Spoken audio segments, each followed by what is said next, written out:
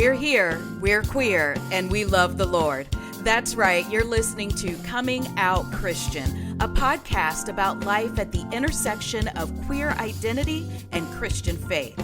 This fun, faithful, and sometimes irreverent podcast is a production of Love Boldly, an Ohio-based nonprofit creating spaces where LGBTQIA+ people can flourish in Christianity. I'm one of your hosts, Siobhan Boyd Nelson, and my co-host is the Reverend Dr. Ben Hillscamp, Executive Director of Love Boldly. So join us, and let's find out who's coming out today.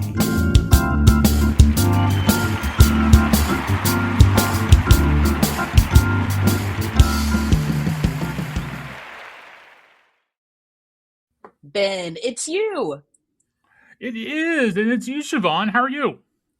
I am doing great because the sun is out, and that is saying something right now on this very cold January day. But I just love a little bit of sunshine whenever I can get it. Yes, indeed. Yes, indeed. This is the first day that we're recording this in this week that by the time this episode airs will be well in the past, thankfully. But on this massive snowstorm week where everything's been closed, schools have been closed all week. And this was the first day in about 5 or 6 days that I really got out of the apartment, had an appointment, had to actually go down into downtown Columbus. So it was nice to be out in the sun a little bit, albeit in 5-degree temperatures, with snow piled more than a foot high everywhere. But still, yeah, the sun is good, and I'll celebrate that as well. Awesome. And wasn't it weird to see the snow piled 2 feet into the air? The city just looks strange. It does. It does. Yeah. I remember in a conversation with you earlier this week, Sean, you remarked about places where the sidewalks are actually shoveled, and I was paying attention to that today. And which neighborhoods it was clear that nothing had been shoveled. What neighborhoods it was clear that different people had shoveled in front of their houses or apartments or whatever, or apartment buildings. And then where it looked like everything was at least a little bit shoveled. Like I was in the Short North area, and there was a clear path on both sides of the street. But going through some of the other neighborhoods, even though there's some of the other, more affluent neighborhoods, it was pretty clear that, a lot of people hadn't shoveled. Yeah, it's tough out there. I'll say that we invested in a snowblower a few years ago, and it was worth it. It has definitely made that a much easier, I would say an easier task. It's never an easy task, but it is easier.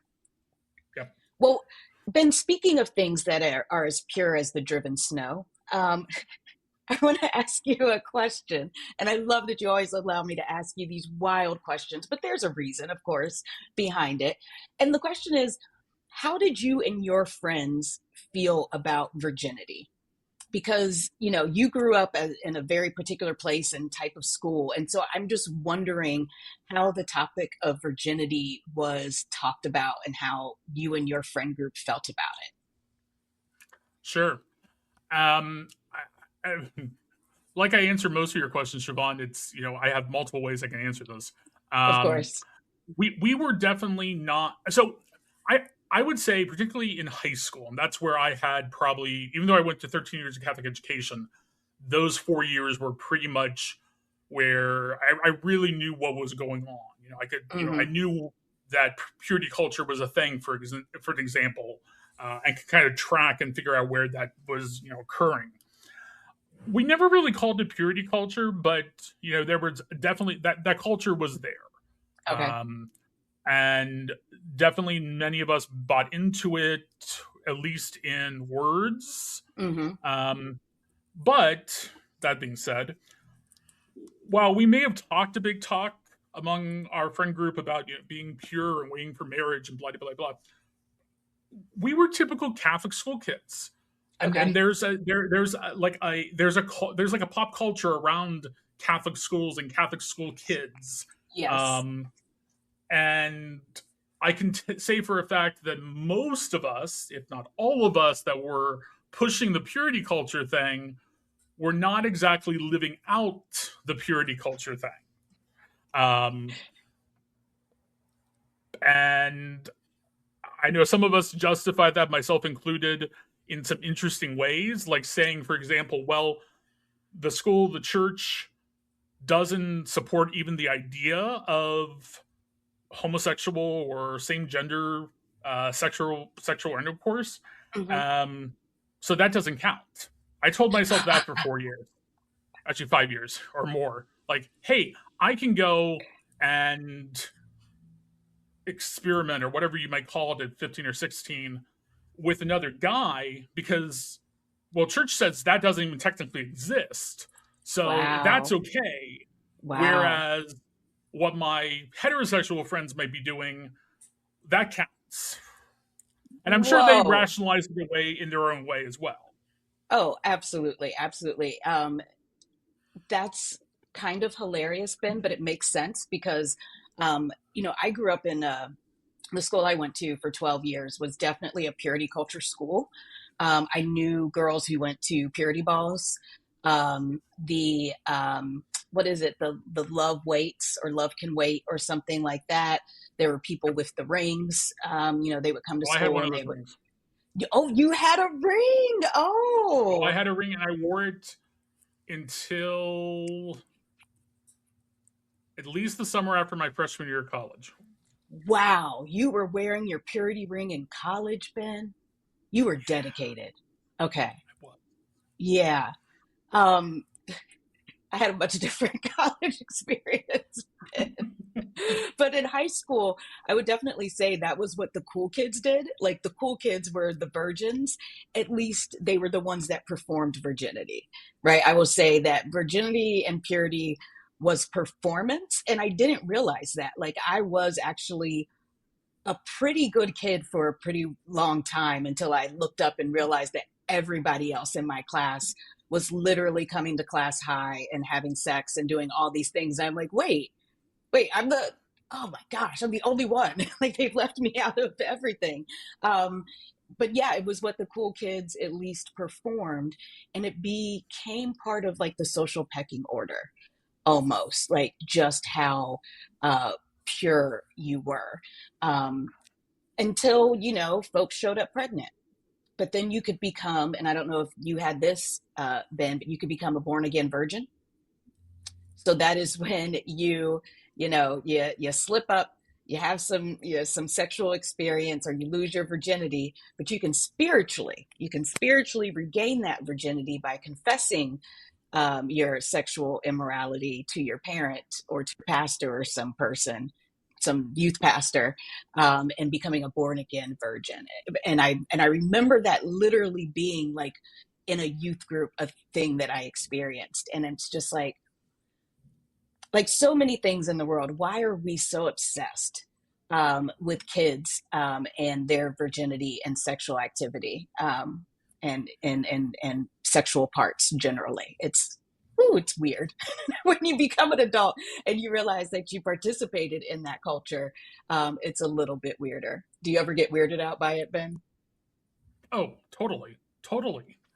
Um, Again, the amount of time, and there's an extra layer having grown up Catholic Hmm. because some of the people, not everyone, but some of the people that were instructing us in around sexual ethics were priests and nuns who, while they may or may not have ever had sex in their lives, had taken vows of chastity or celibacy.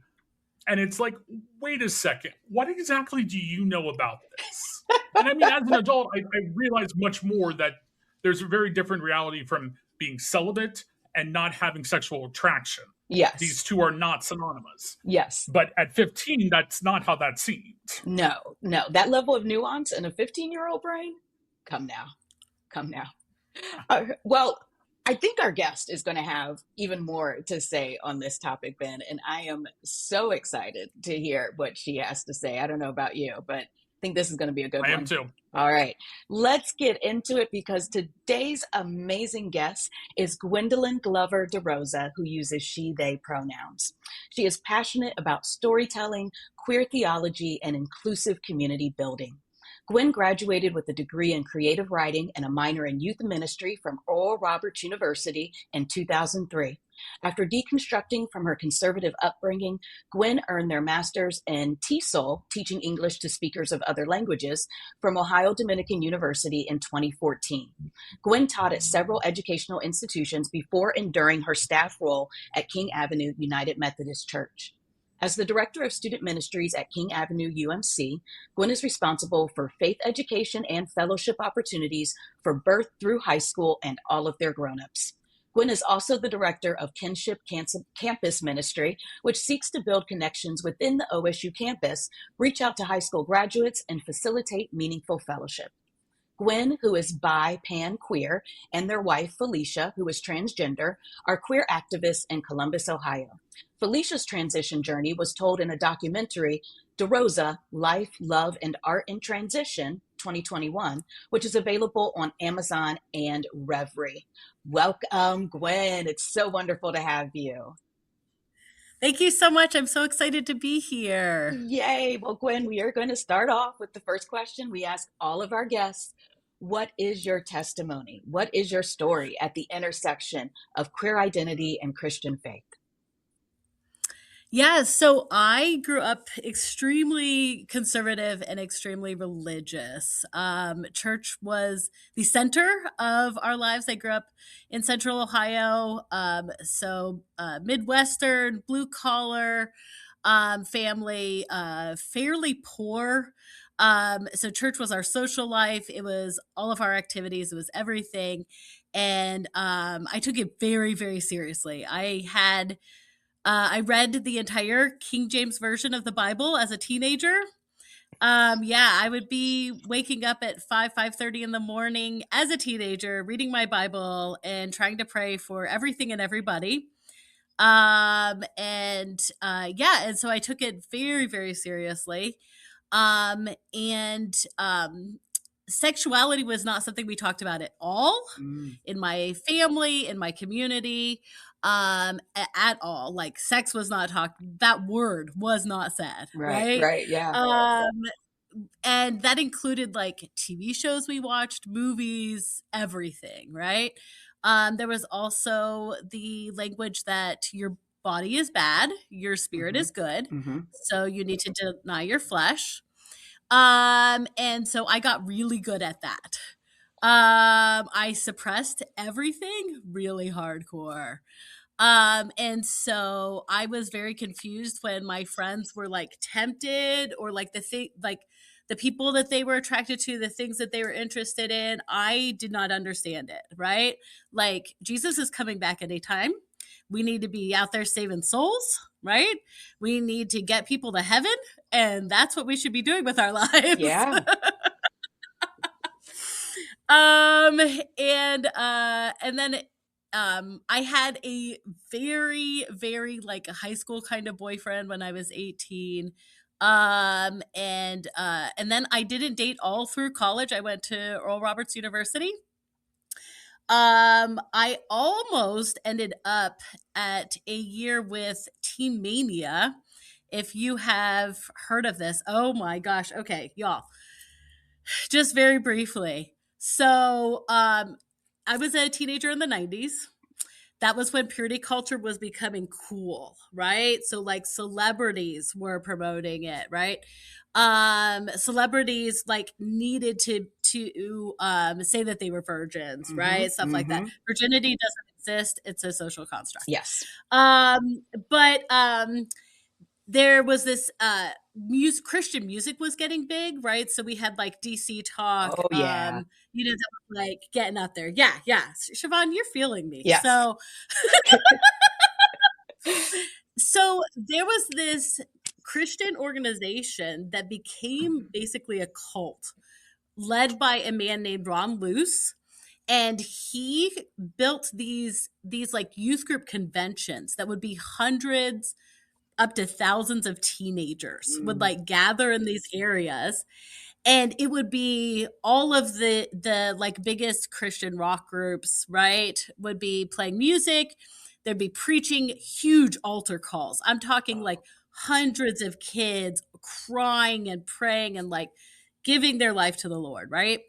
And it was all about sacrifice and denying yourself everything pleasurable, right? So like we were told to like get rid of all of our any music that wasn't Christian, books that weren't Christian. We shouldn't be watching movies that are not like just we are the army of the Lord, Yes. right? Yes. And we are out there to save souls, and that is it. That is our, and we're talking 13, 14, 15, 16-year-old kids, right? So they built this compound because this takes a lot of money, right? Oh, yeah. So it takes a lot of money to put on these giant they had like pyrotechnics and like light shows and stuff. So it would take so much money to do this that they recruited kids that had just graduated from high school to give up a year of their lives to work for the organization.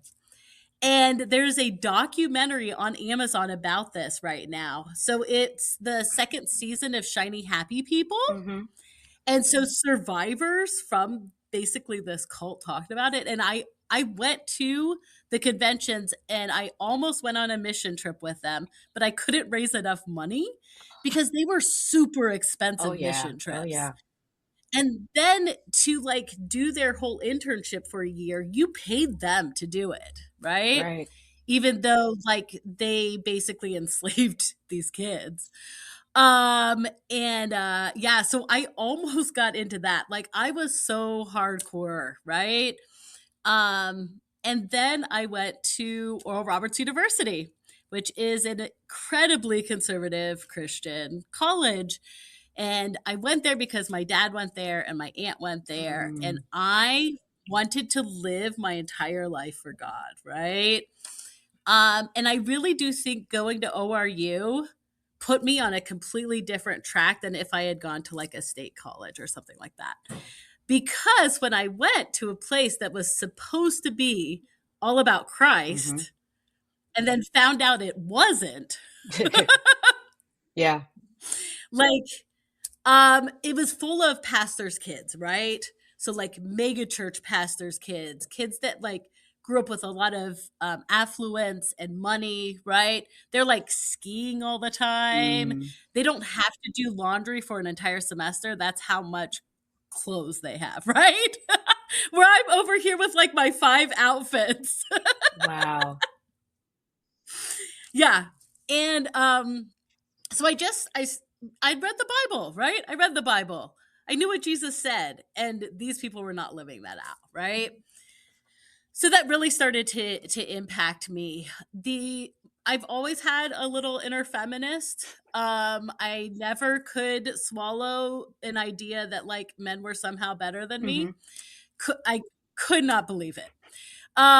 It was preached and preached and preached all the time. I don't know if y'all are familiar with that image of the umbrella of like, Yes. So like, Yes. like God is like covering you with protection.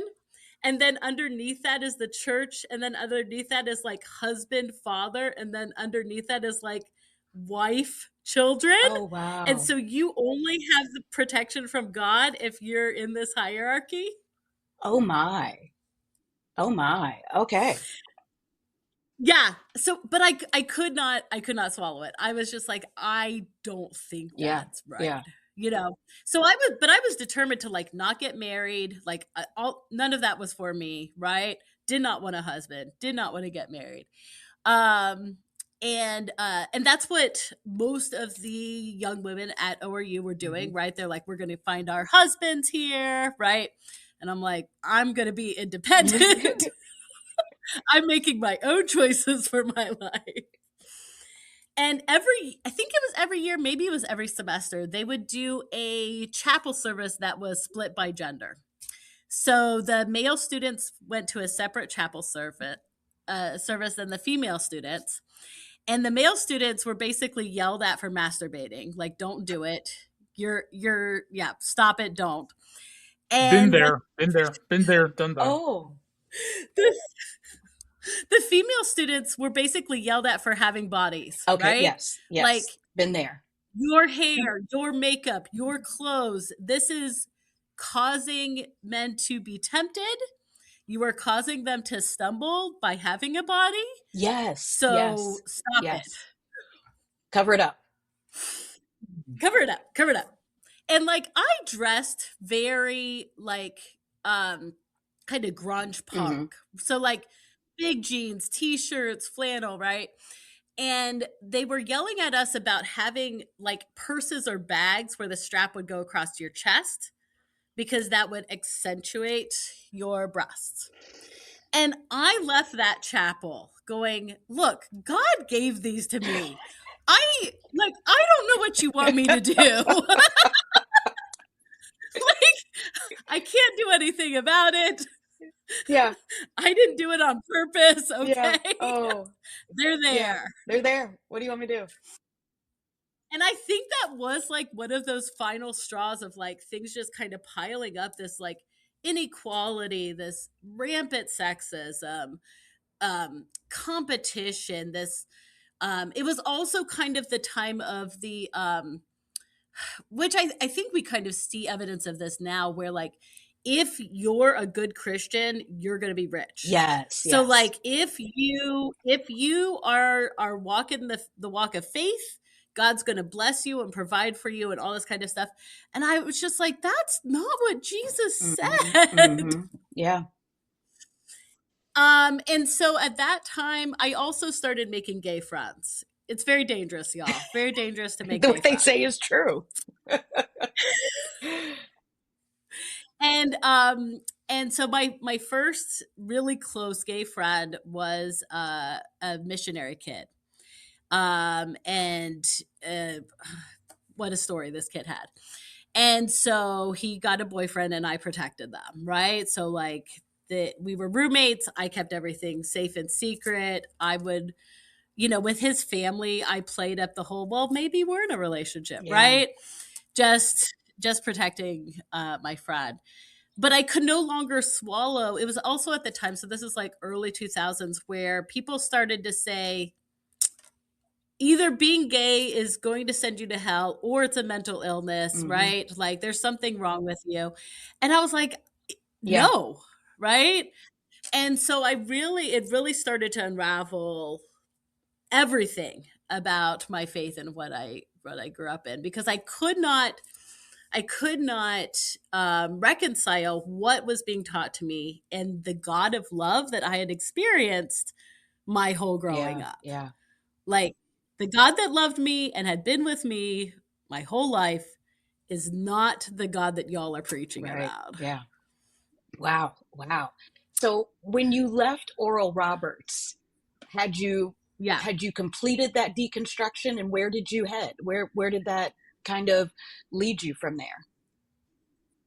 Yeah, so I moved to San Francisco. I followed one of my best friends out. I was in love with him. He came out as gay. Okay. Moving to San Francisco might have been the clue there, Gwen. Wait, this has happened to me many times in my life, and he is still my very best friend.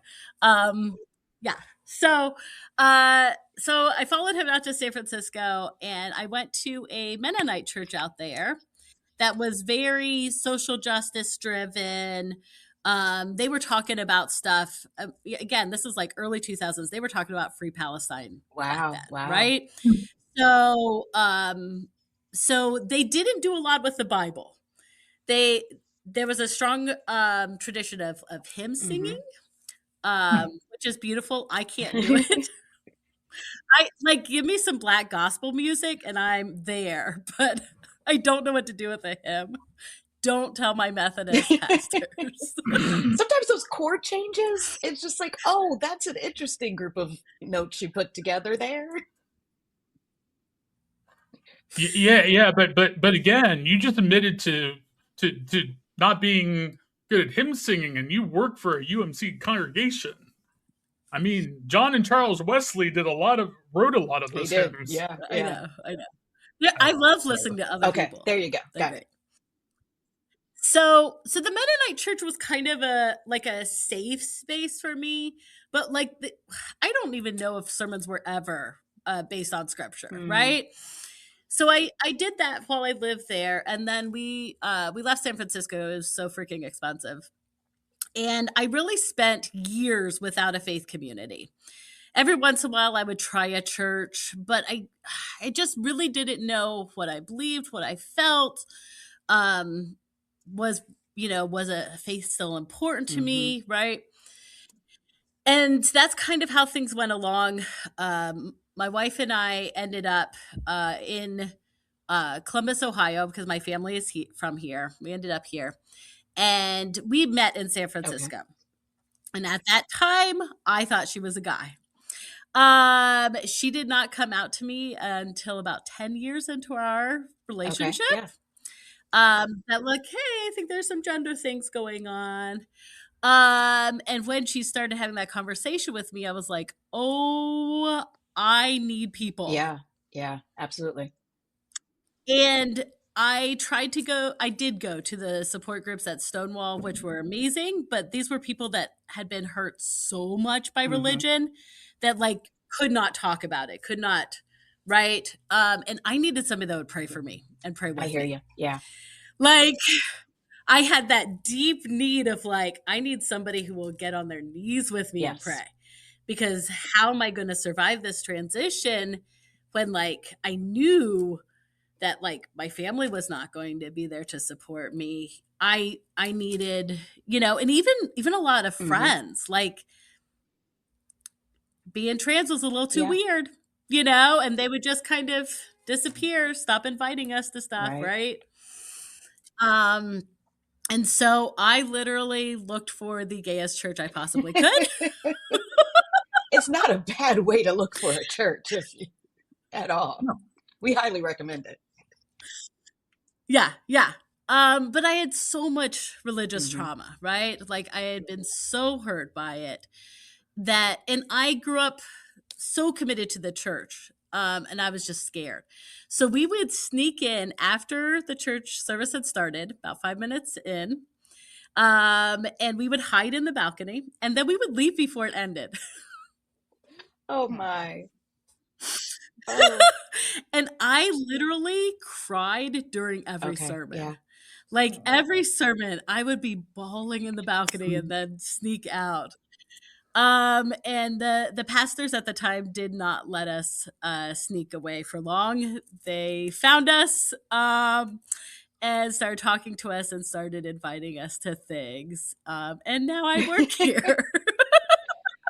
Well, I love that's such a beautiful story because they didn't let you sneak away for long. Like I get allowing you to sneak away the first time, maybe the second time, maybe even the third time. But if you're showing up a fourth time, then you want to be here. So I'm going to talk to you.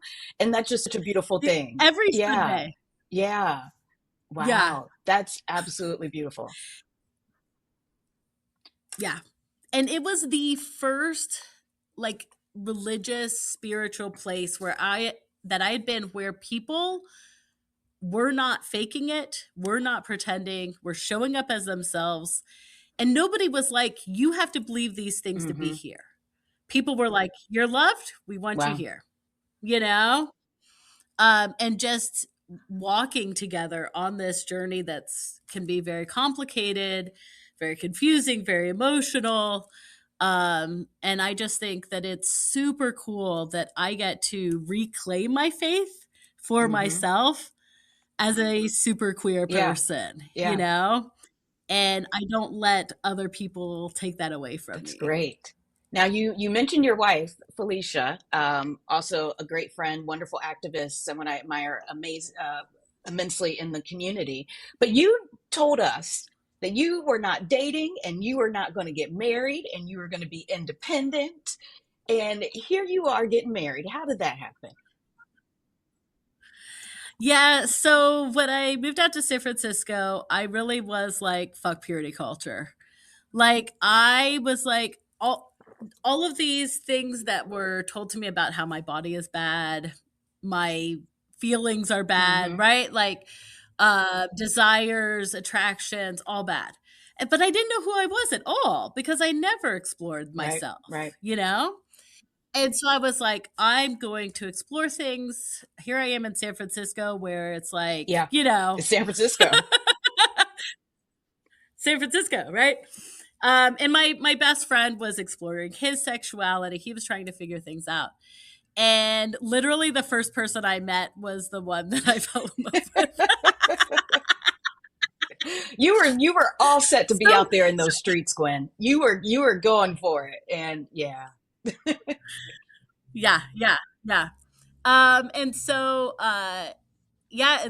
we, because I thought we were in a straight relationship, even though I did not identify as straight, but I never Okay. came out. Like I didn't tell people I'm bi or panaqueer, right? I knew who I was. I knew that. But why do you need to Yeah. tell people? I'm with a guy, right?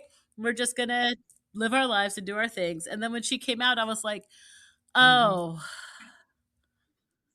I guess I need to figure this out, Yeah. maybe. And So it was a big shove, you know, it was a big push there. right. But I'm super grateful for it, like really, really grateful. And I think it's beautiful how the church, you found a church to help in that during that transition. And I think that says a lot for King Ave, because the ability to support anyone through big life changes is a big thing, right? But it is something we expect of our churches. For a UMC church to have the wherewithal and the skill to support a couple in transition is, there has to be a lot of love and thought and intention there in order for that to happen. Yeah. So Felicia, really one of the first places that she came out as herself at was Wow. at church, which is wild. She, at the time she was teaching at CCAD, so she had come out to like the little queer student group there. And we had like a couple of friends that she was kind of, starting to talk to about a little bit. But yeah, King Avenue was the first place where she's like, actually, I want to use this name. I want to use these pronouns. And there are teenagers here that watched her transition, and so it's really super cool. And when she had her gender affirmation surgery, like families, teenagers, our pastors came to the hospital, prayed with her, checked on her, it was just this incredible support during like this really vulnerable time. That's amazing. And what a blessing, though, to the congregation, honestly, and to the young people to be able to see that living example. So many of us haven't had living examples, and having that is so important in a young person's life. Yeah.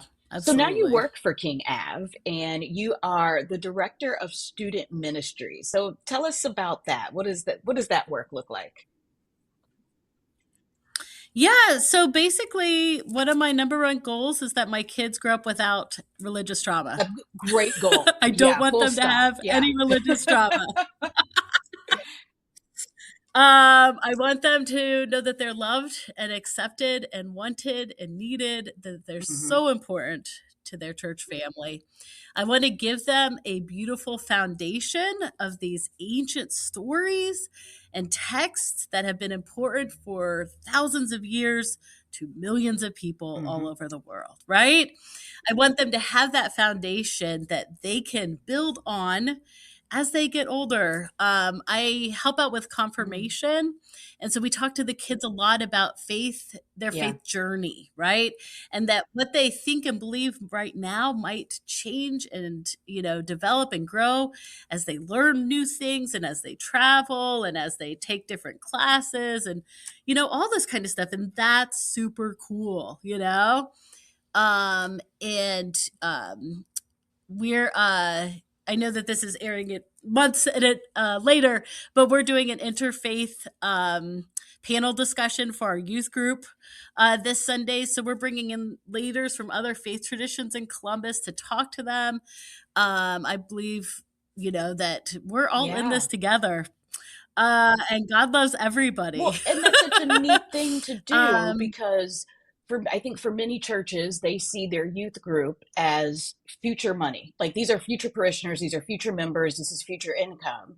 And the idea of bringing in other faith traditions, so you could not only lose that person out of the denomination, right, but you could lose that person out of the church. You could lose them out of the denomination or out of Christianity completely. Like, what are you doing? That's not capitalism. No, it's church. So I believe in dismantling all systems of Yes. oppression. And that includes this idea that we should be in competition with each other. That includes this kind of hierarchy of this is better than this, right? It dismantling it, the worldview of us versus them. I'm not about it at all. And that includes my children and youth ministry. That includes the ministry that I have for college students. I'm doing a queer Bible study that's at OSU Great. right now. I'll be there Great. tonight. Yeah. And so we talk about this all the time, right? What is not working in our communities and in our society? What is harming us, right? One of the Methodist tenets is do no harm. So we really need to think about that. In every area, That's amazing. And so I guess I'm just interested. I used to work at Kaleidoscope. I'm still obsessed with young people. And I'm just like, well, what are they saying? What are they doing? What are the young people thinking about these days? What are they thinking about from a spiritual or theological standpoint? What's on their mind? Yeah. So it's really interesting. Kids are like any group, kids are not a monolith, right? There's a variety, a diversity of ideas. I have teenagers that are really plugged into what's happening in the world. They're on social media or whatever. And then I have other kids that are pretty sheltered. They're not super aware of all that's going on, right? But with what's happening recently, especially with ICE hitting our schools right before Christmas break, that really impacted even sixth graders, right? Because even if they weren't really aware of different things in the political climate, I have 10-year-olds that will come and talk to me about how much they don't like Trump. But yes, there are those 10-year-olds. Yes. But having it in outside of their schools and in their neighborhoods, right, has, I think, really caused them. Kids care about social justice a lot. Like, fairness is a big deal for little kids, right? And so when they're like, wait, that's not fair, they can't comprehend it. They're just like, why are people like this? Why would this happen? Right. And so, like, kind of helping them to process that through while saying, look, you've got people, we're here for you, we're in this together. And then having some action items. Like, we did a big service project where we made blessing bags. And so all of our kids and families, everybody, put together these bags to give out to our neighbors who are living outside and don't have stable housing. And so, because kids see those people and it breaks their heart. They don't understand, why is this person not have a home, right? And so helping them to unpack it and age appropriately learn history, right? Learn about oppression. And I tried to tie it a lot to the Bible, to talk about, they learn, I think 6th, 7th grade, something like that. They learn about the Roman Empire. Yeah. So let's talk about it. This is what was happening when Jesus was growing up. And this is how Jesus responded to that kind of violence. This is what he did, right? He healed people. He looked at people that were on the margins and brought them in, right? He spent time with, gender minorities, He broke the rules, right? Because the rules were hurting people. And so we build that Yeah. foundation as Yeah. well. What would Jesus do was the question for Yes, it my was. growing Yes. up, right? And I think about it every day, right now, in these situations. What would Right. Jesus be Yeah. doing? And part of your work has been about you have a monthly peer support group called Rebels and Reconnection. Will you tell us about that and how that's related to purity culture? Yes. So a couple of years ago, I got connected with a young woman who is a Hmm. pastor's kid and was doing a lot of self work to heal from a lot Okay. of trauma, a lot of religious trauma. And a lot of it was connected to purity culture, which is like the water we are swimming around in.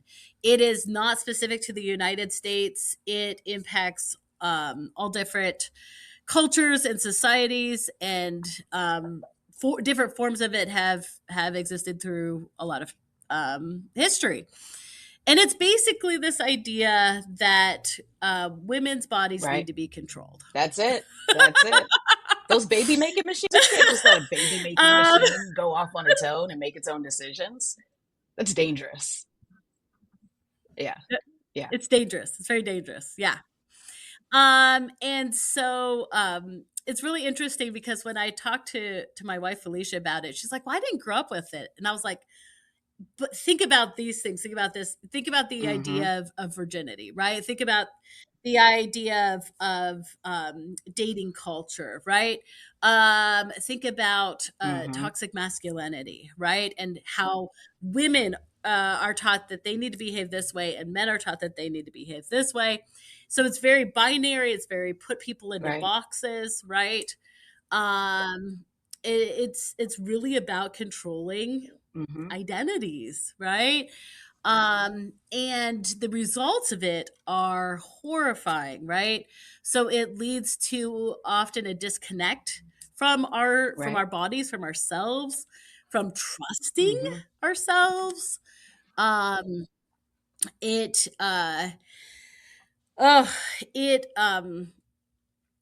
it really impacts relationships quite a bit. So I think you had mentioned the whole like true love waits movement. Or the really famous book was I Kiss Dating Goodbye. Yeah, and so it was this idea of like you don't get into any kind of Yep. relationship unless it's for marriage, right? And you don't not only do you not have sex before you get married, you don't kiss. Right? So like you're not alone together. Ben's just shaking his head over there. Well, no, I'm shaking my head not because it sounds absurd, which it does, but because we were telling, or we still are telling, people going through and just Hmm. after puberty, where it's like, well, you shouldn't even kiss, and it's like, I know some of you are, so why are we policing this to such a degree, even Yeah. when we know it's happening? And scientifically speaking, there's nothing wrong with it. Well, it creates all this Yes. shame and guilt, right? And Exactly. people are more easily controlled if they feel Yeah. all Hmm. this Absolutely. shame. Absolutely. And young people need to be controlled because, they've got wild ideas and they push back against authority and they've got energy to fight the fight. So you better keep them shamed and guilty and Mhm. fighting those other urges. Because, if you're fighting your physical, natural, hormonal urges as a developing young person, you don't have much energy left to fight the man, right? To fight systems of power and oppression. It's a distraction in so many ways. Yeah. Yeah. And so, you've got a lot of people my age that Hmm. are getting divorced. Their marriages didn't work out. They got married super young. They were different people, right? At 19, you're a different person than you are when you're Oh, such 43, a different person. Like, And I've seen people, well, when I was growing up in high school and shortly after high school, people were getting married so they could have sex. So they were not getting married for any good Yes. reason whatsoever. It was literally so they could have sex. And it was like, I will take any person at this point. It had nothing to do with the actual relationship or building a life together. And it's like, what are you doing? I actually had an ex-boyfriend who did that.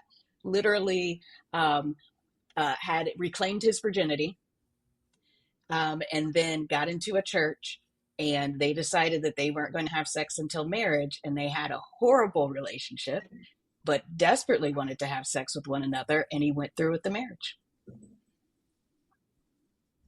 Yeah.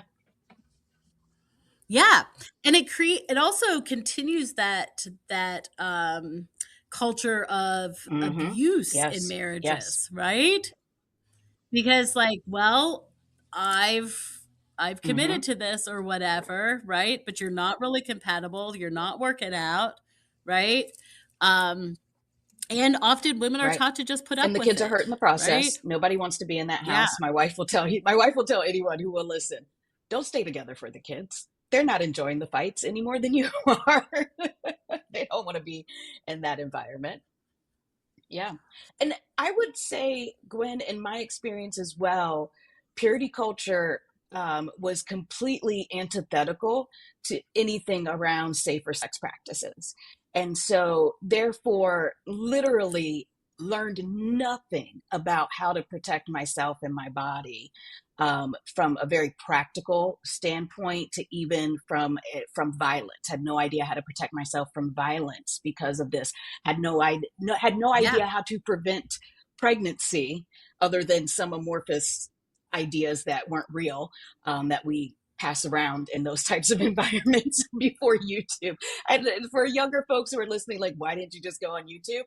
It was like 1997, 1996. There was no YouTube, and there was no Google. So literally we were left to our own devices, and it's scary. It is literally scary to me now, the way that we let this entire generation, I'm talking about that generation of young people who were essentially in high school in the 90s when this purity culture came roaring back. And it's like, wow, we just were kind of ripe for the picking for the AIDS epidemic. It's like when you see how long it took for us as communities to understand safer sex practices and make it part of our culture and what we do, I think a lot of the weight of that can be placed on this purity culture and the idea that you can't even say the word condom, let alone use one or suggest one. Well, yeah, I mean, if you can't say the word sex, how are you supposed to get any education, right? So again, that like shame that like says, I can't talk about this. It's going to impact your health, your sexual health. It's going to impact your physical health. Like I did a period panel discussion. So we would talk about periods because apparently, you shouldn't. And I'm like 50% of the population has them at some point in their lives. And there's lots of health stuff around them, and you're going to create shame around this. And then people like are like suffering, they're in pain, right? They think there's something wrong with them. They're not getting the help or support they need. Like this, it makes me so angry. It makes me angry that we have no sex education. And I really thought, okay, purity culture was in the past, right? And kids are doing better. Young people are doing better. And then the trad wife thing took off all over TikTok, all over social media. And then this toxic masculinity. Like I have young men telling me that like if they're not in the gym for 4 hours a day, every day, creating the perfect body, they're being told that they're not going to, get a partner. They're not going to be successful in life. They don't have any value. Like it's wild. Yes. The stuff that is out there in podcasts and social media, the messaging that our young men are getting, like it's not surprising the violence that we're seeing by men in Minnesota. I like the violence by ICE to smaller bodies, to female bodies, to queer bodies. I'm not surprised because the messaging is if you're not the toughest, loudest, most powerful person in the space, you're Ooh, not a man. And it is so scary. it It's is. so And I think scary. that we need more churches, and I'm a broken record probably at this point. We need churches to talk about sex. Like I just think that if you're not going to talk about sex, the world is talking about it. And it's like you're trying to win these young people's minds and souls, but you're not giving them anything. You're not even stepping on the field to have a conversation that everyone is having. Or when you're having that conversation, you're literally just passing out yellow and red cards everywhere. Like you gotta get into the conversation because our young people's lives depend on it. People are so scared. They think that sex education is literally like Yes, showing right, them porn or right. something. And I'm like, no. So I did a sex education workshop for college students, and we spent a good 30 minutes talking about how to say That's what no. I'm talking about. Yes. Because yes, it was all genders, all sexualities in this group. But as especially Midwestern AFAB people, you're not allowed to say no ever. And so young women are getting on these dating apps and stuff and getting assaulted because they feel like they cannot say no. And I was like, oh my gosh. So we talk about consent all the time. We talk about it when they're toddlers, when they're 5 years old, when they're 10 years old. We just keep talking about consent. I want to empower my kids to always be able to say, no, I don't feel safe. This is not I comfortable for learned the me. I don't term want to do this. enthusiastic consent when I was working at Kaleidoscope. It is my favorite term. I taught it to my son when he was about 10, because that's how old he was when I was working there. And my son promptly turned it against me when he went through his, I don't give hugs phase. And told me that I no longer had his consent to hug him. And he's like, you don't have my consent, and it's definitely not enthusiastic. And I said, okay, got it. If he could touch you a little too well, but I'd rather him know that. I'd rather him say that to me than not have the words to say that with a potential sexual partner, and to understand that concept of enthusiastic consent. If he can use it against me, then I know he understands it, right? And is more likely to seek it out in a sexual partner. Well, and men Yes, need to be taught this. They need yes. to know how to say no, right? And they need to know how to hear no. Hearing no is very hard. And this really impacts queer spaces. Like, queer spaces need to be talking about consent. Like, we need to freaking be talking about, we need to be Mm-hmm. talking about abuse. We need to be talking about hierarchy. We need to be talking Yeah, about yeah, imbalance of power. Like, it's not just straight spaces that need to be yeah, having these yeah. And I think conversations. especially those churches who are affirming might be even more scared to have this conversation because they're like, oh no, I don't even get to just have this conversation with the straights.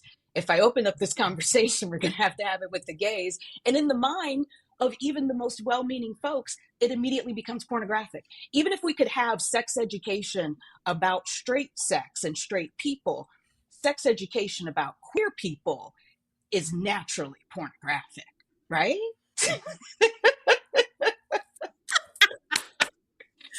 Do y'all know that little graphic that has it's like a line graph kind of thing of like what straight sex is I and don't then think I've what seen queer it. sex looks like? And oh my No. gosh. Okay. So straight sex is like we're doing a thing, the guy comes, maybe the girl comes done. And then queer sex is like all over the place. Like we're starting, we're stopping, we're starting, we're stopping, we're taking a break, we're doing this, Yeah, we're petting the animals. snacks. When do we end? Is there an ending? Someone falls Do we asleep. just get Yeah. tired at some point and like fall asleep? Like, Oh my goodness. but I love it. I love talking to people about like sex is different things. Sex is, like you get to decide with your partner Yeah. what sex means for y'all, right? That's beautiful and cool. Like queering everything is amazing. It makes everything more expansive. It makes everything more beautiful. And it really just destroys all of the boxes that our society tries to put us Oh, in Gwen, order you to let the control cat out of us. the bag. We're coming to queer everything and destroy all the boxes. You heard it here first. Gwen, this has been amazing. Thank you. Thank you so much for sharing your story with us. I'm sure we're going to have you back so we can talk about sex. At least, even if the churches aren't going to talk about it, we're going to talk about it. How's that? Awesome. Well, Yes, let's jump into absolutely. our two segments, the first of which is the query of the day. And so the query of the day that I want to know, Ben and Gwen kind of already answered this, but I want to know from our listeners. I'm really interested to know how many of y'all had a purity ball, a purity ring, or made some kind of agreement as a young person not to preserve your quote unquote virginity. And we're going to have to just go into all that, virginity being a whole whatever. It's made up, y'all. Virginity's made up. We'll talk about it more later. But get on Instagram, jump in our comments, and let us know. Did you have a purity ball? Did you have a purity ring?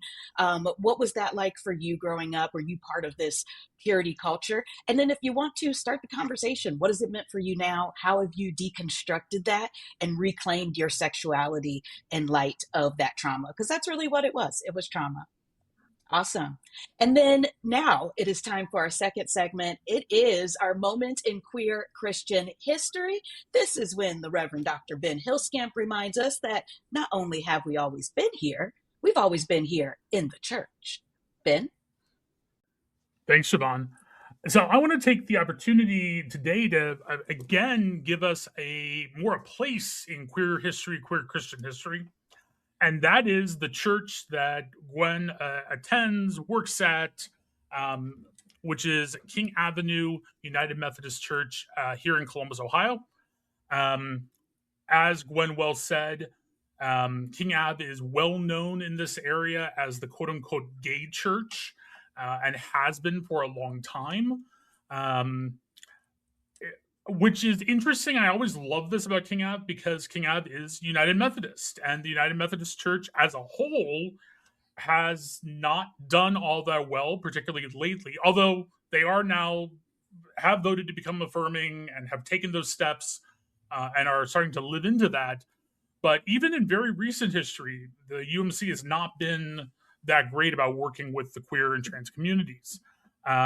However, here in Central Ohio, King Ave has always been that kind of bastion of queer folks, and has not really, in my experience, has not really shied away from that mission, from that history. So I wonder, Gwen, if you can talk just a little bit more about King Ave, both in any of your experiences with it, but definitely as someone who works there and is really integral to that community. Yeah, thank you so much. So King Avenue started to welcome gay people about 20, maybe even 25 years ago. There were, like in most churches, there were LGBTQ people in the church, but you had to just not talk about it or hold hands with your partner or say anything, right? And so the pastor at the time basically was like, I think I need to say the word. I need to say the word gay. I need to say it out loud.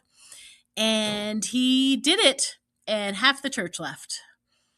They got so upset that he was saying the word out loud that they left and took a whole bunch of money with them. The pastor did not stop. He started inviting people to dinner over to his house. And just talking to them. And he would bring different people, right? So gay people, lesbian people, queer people, and straight people, and just building that community, dinners every week, right? And he just kept going and going and going. And people started being like, that's the community I want. So then all of a sudden, lots of people were coming all the time.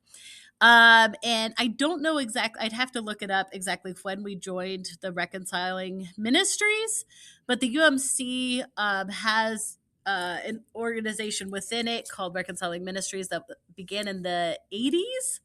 And that was basically a church saying, we loudly affirm LGBTQ people, right? So it's not just like, keep it on the DL, right? Don't be too flamboyant. Don't be too out there, right? And so we joined that, right? So we've marched in the Pride Parade for years and years and years and years, forever. And now, if you go to the Columbus Pride March, there's just tons of churches, and they line up the Methodist churches like right next to each other, so just one after another going through. But it was a hard fight at the beginning, and there's always more space to grow, right? You can always widen the circle more, right? And so I know that Felicia was one of the first trans people to be very openly trans at King Avenue. Now there's a ton of trans and queer and non-binary people, because that's what happens, right? Is when you get loud about who you are, you create space for other people to be loud about who they are. You just make it more and more affirming and welcoming and inclusive, and a space for belonging. And King Avenue has also hosted the Transgender Day of Remembrance every year on November 20th. I'm pretty sure we're close to 20 years on that. And Felicia and I have been part of the organizing team for the last 10 years. And now that night, right? So that time is hosted by a lot of different spaces now, but for a long time, it was pretty much the only one in the state of Ohio that I knew of, right? That was loudly like, this is what we're doing. We're honoring and we're celebrating our trans siblings that were stolen from us. So I do invite people to put that date on their calendar. It's emotional. It's powerful, and it is super important to show up for our trans community. Definitely. And, if you're listening to this and you find yourself in Central Ohio, or you're looking for a church in Central Ohio, we are blessed with many queer affirming churches, or at least many relative to, the size of this area. But King Ave is definitely one of the best, and one of the ones, if not the one, that's been doing this longest in the Christian community in Central Ohio. Well, that brings us to the end of another amazing episode. Gwen, thank you so much for being here. You are wonderful to talk to. Could not get enough of your story, and I hope to have you back. Is there anything that you would like to promote, or anything if folks want to learn more? We've said King Avenue, doors are open. They actually mean all when they say all are welcome. Anything else you'd like to share? Yeah, so I am unfortunately still on Facebook. So you can find me there under Gwendolyn DeRosa. I'm also on Instagram. And then you can check out the documentary, DeRosa Life, Love, and Art in Transition, on Amazon or on Reverie. And then the Rebels and Reconnection support group is a drop-in peer-led support group. We meet the second Monday of every month. It is just a time to unpack, heal, support each other, and just work through those areas that purity culture has harmed us. Yeah. And then rebuild from that, right? And reclaim our lives from it. So I just believe in creating spaces of healing. Amazing. Well, that is wonderful. Please check out King Ave or the support group if that's something that you're looking for in your life. And don't forget, if you have not caught up on all the episodes, we're in halfway through our second season now, Ben. You've got so much to catch up on. You can listen to our mini cast that we did, How Sweet the Sound, if you need some music in your life. And remember to like, to subscribe, and to tell absolutely all of your friends. Don't let them miss out. And join us next Sunday on Coming Out Christian.